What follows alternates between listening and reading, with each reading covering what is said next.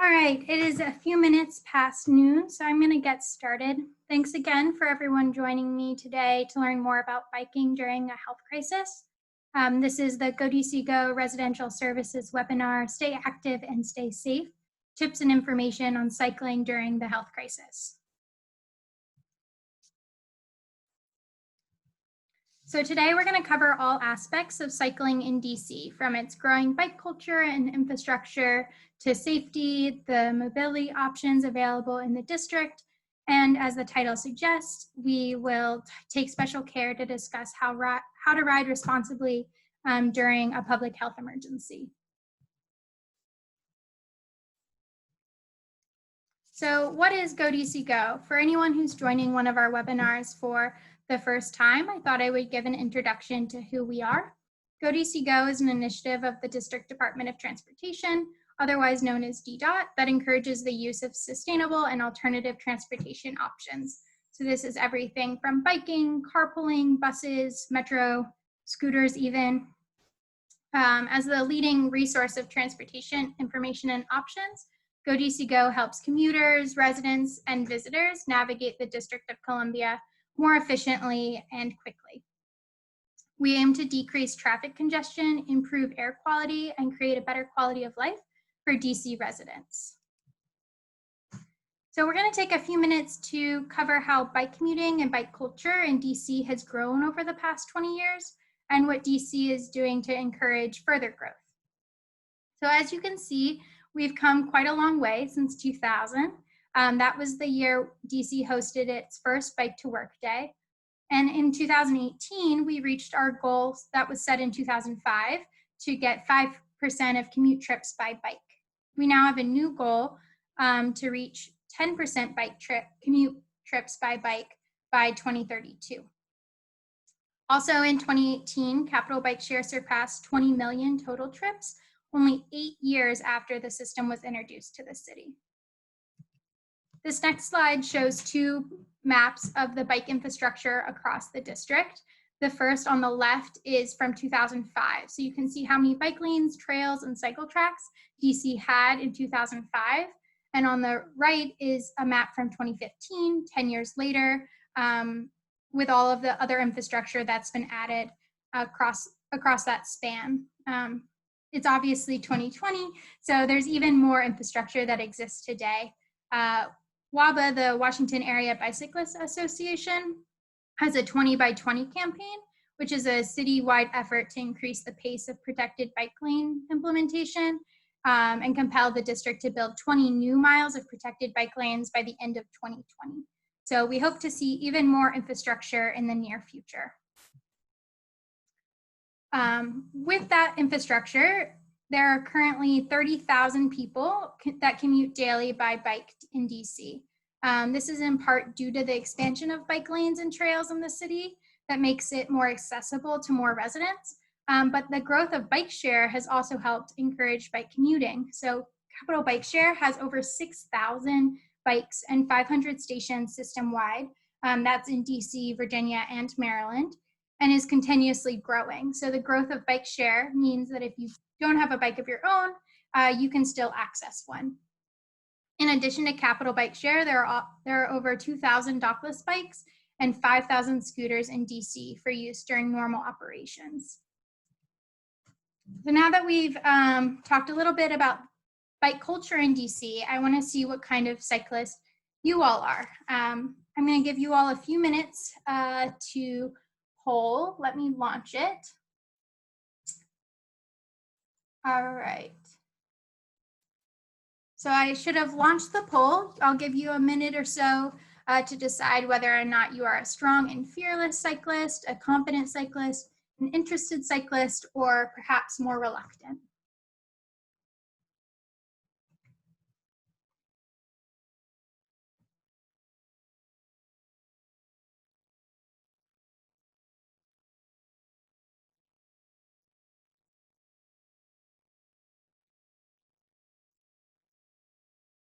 Give you about 10 more seconds.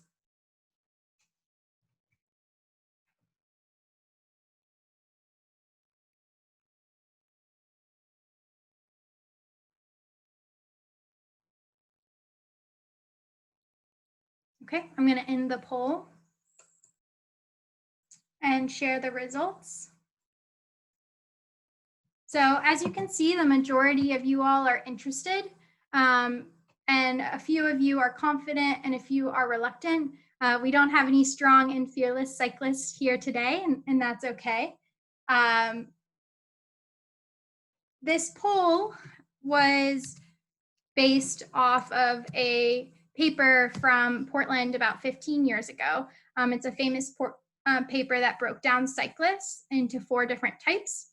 And the results resemble our audience results pretty well. So a 1/3 settled under the no way, no how, which for this presentation I altered to be reluctant because I thought it was more appropriate since you're here, obviously somewhat interested in biking.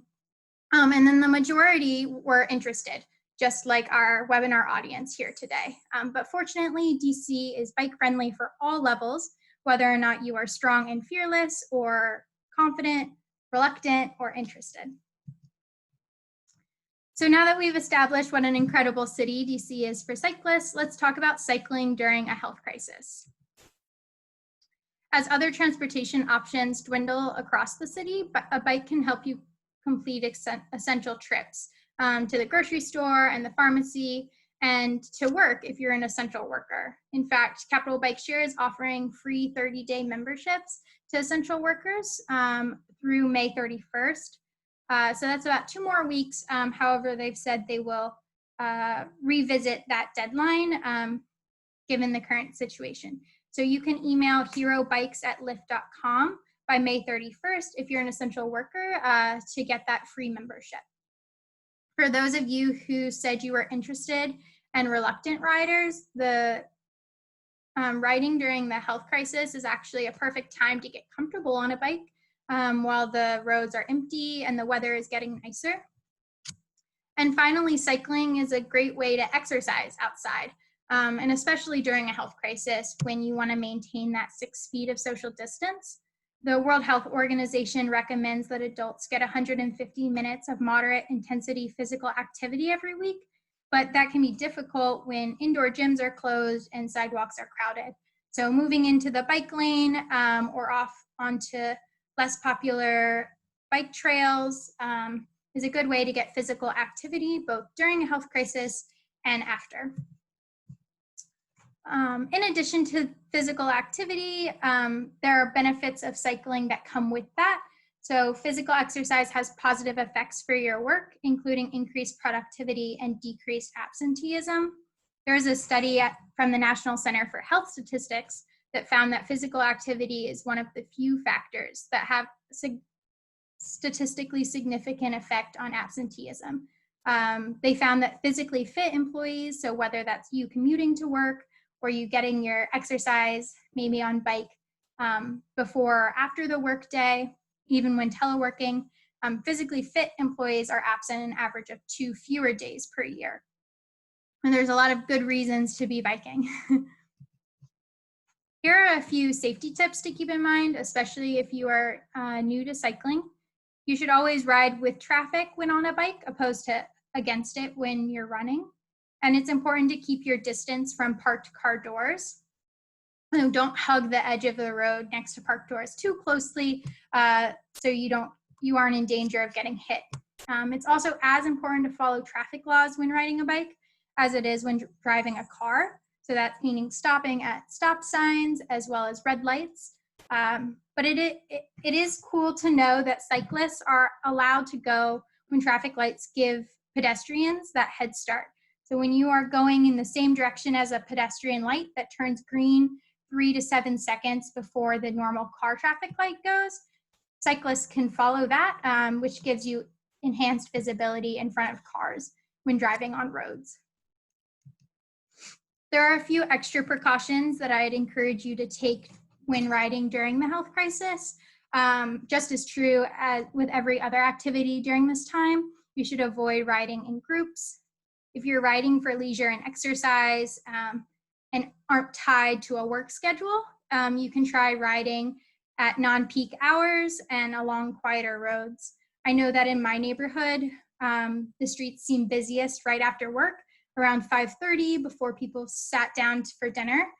So I'd avoid riding at that time. You can also wear a cloth mask. While it's not required, the CDC recommends wearing a cloth covering in public spaces where socially distanced measures are difficult to maintain, and especially in areas of significant community-based transmission. So wearing a mask while riding certainly can't hurt. And if you're riding Capital Bike Share, dockless bikes, or scooters, it's important to wipe down the surface and or use hand sanitizer, since those are shared mobility options. So now the next few slides, we're going to cover the biking options available in DC. So of course, there's Capital Bike Share. You can get started with Cabby by downloading the Cabby app on your smartphone or locating the nearest station on the website. Capital Bike Share is also offering 30-minute rides to everyone for $1, usually they're two, as well as the 30-day free memberships to essential workers that I had mentioned earlier in the presentation. You can visit their website for more information. The second option is dockless bikes and scooters. So there are a few different dockless bikes and scooter companies available around the district, which you can access using their individual apps. Remember, when you're finished using them, to park them out of the way of pedestrian travel space, and keep an eye out for car driveways as well. And then the third option is your personal bike. So if you have a personal bike, you probably know how to ride it. But if you're looking to purchase one of your own, you can check out our local bike shops in DC. Big Wheel Bikes has a location in Georgetown, as well as options in Virginia and Maryland. And there's also the Daily Rider on each street. So it is now May 12th. We've learned a lot about bike culture in this presentation, the bike infrastructure that exists in DC. So now I encourage you to celebrate biking with us during the month of May. National Bike to Work Day would have been this Friday, however, it was canceled, obviously. But 2021 is one to look forward to, as it'll be our 20th anniversary. goDCgo participates every year by hosting a pit stop and providing information and swag to the other pit stops across the region. So look out for more information about that coming soon. Secondly, we've got our Pedal for Wellness campaign at goDCgo. So in the spirit of growing DC's already prosperous bike community, I'm encouraging you to partake in our Pedal for Wellness pledge and movement. As a thank you for your pledge, you have a chance to win one of our two prizes. One is a free commuter bike or a bike gear package, which is a $500 bike gear gift card, as well as a tune-up gift certificate. So those are exciting big prizes that you have the option. You may have the chance to win if you pledge for wellness on our website, goDCgo.com/bike. Along with the Pledge for Wellness campaign, goDCgo is in the midst of our Bike Spirit Week. It's happening right now, started Monday, ends Friday. So if you're so inspired, you can share a bike-themed poem or song with goDCgo on social media today, or perhaps share photos of your favorite trail on Friday. Be sure to tag goDCgo as well as use the hashtag BikeDC for a shout out.